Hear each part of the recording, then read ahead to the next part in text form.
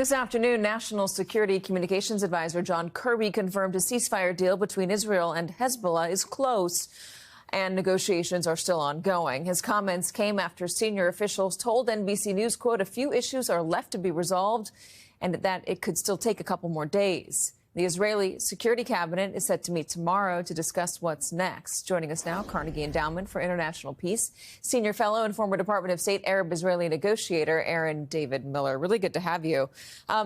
Explain why this Hezbollah peace deal is closer at hand than the one between Israel and Hamas.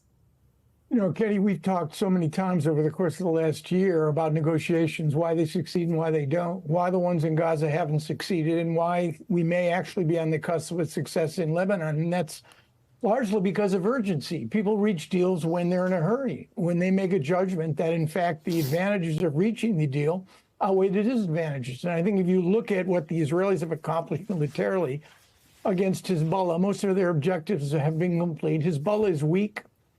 Decimated. It still exists and probably will for some time as the most powerful domestic actor in the Lebanese scene. But they want a chance to re-up, rearm. They need a breather. And for Netanyahu, there are no hostages. There's no Palestinian state. There's no Palestinian Authority. The deal in Lebanon is a much easier one to get through his cabinet, and that's why I think we're on the cusp. I don't want to jinx it, of an actual agreement. What about this reporting from the Washington Post that somebody close to Prime Minister Benjamin Netanyahu told Donald Trump and Jared Kushner that getting a deal done between Hezbollah and Israel would be a gift to him ahead of his inauguration?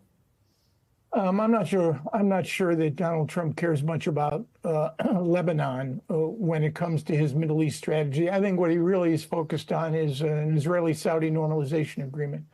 And frankly, Lebanon doesn't matter there. What matters there is some resolution of the Gaza problem, because the Saudis aren't going to budge unless Gaza is calm.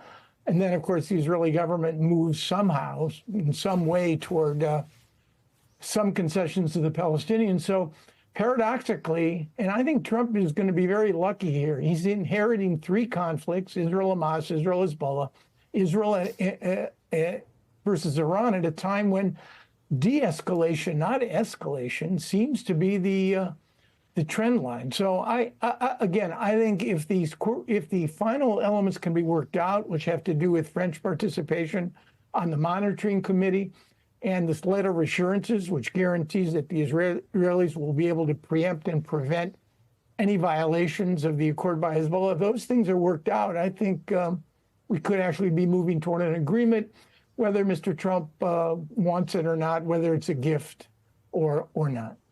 Does he inflame the situation or help to slow it down? You talked about the trend line. What does Donald Trump's election mean for the region? He'll be a transactional figure looking for deals. But I think his main priorities, Katie, will be China and Russia and Ukraine. He's going to be a transactional figure abroad, and a potentially transformational one at home. And that's where I think the fight to preserve the American Republic is going to rest, because I think the three agencies which reflect clear dimensions of American life that he believes have crossed him, angered him, went out against him: the Justice Department, the Intelligence Community, and Defense Department. And you see that in his appointments. I think there is where he wants to do big changes, which frankly, in my judgment, are not at all in line with the norms, the institutions, and what this republic needs in order to have functional governance. That and mass deportations, as well as Schedule F, trying to purge the civil service of what he considers to be disloyal deep staters. I think the real fight, Katie, frankly, I've spent most of my life on foreign policy. I think the real fight over the next 4 years is here at home. Aaron David Miller, well said. Thank you very much for joining us.